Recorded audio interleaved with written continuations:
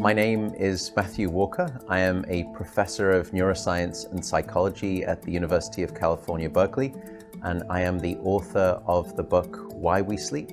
We certainly know that a lack of sleep will actually prevent your brain from being able to initially make new memories.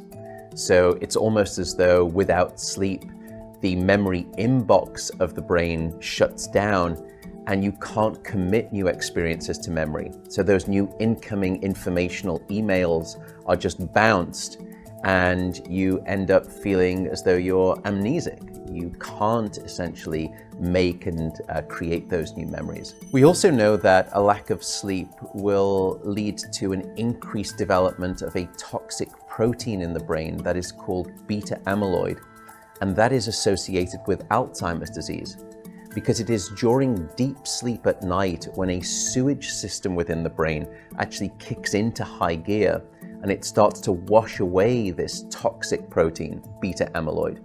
So if you're not getting enough sleep each and every night, more of that Alzheimer's related protein will build up.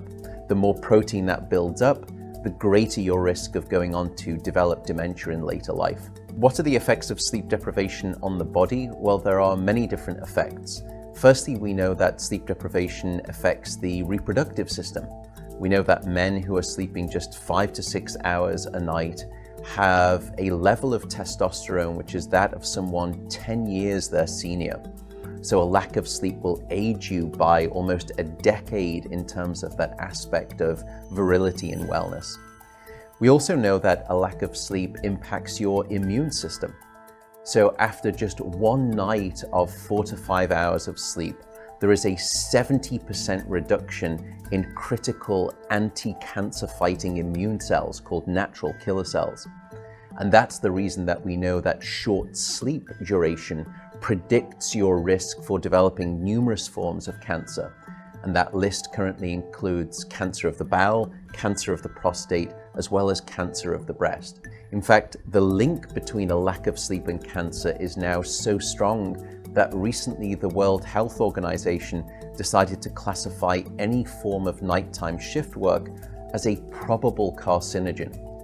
So in other words, jobs that may induce cancer because of a disruption of your sleep-wake rhythms. We also know that a lack of sleep impacts your cardiovascular system, because it is during deep sleep at night that you receive this most wonderful form of effectively blood pressure medication. Your heart rate drops, your blood pressure goes down. If you're not getting sufficient sleep, you're not getting that reboot of the cardiovascular system. So your blood pressure rises.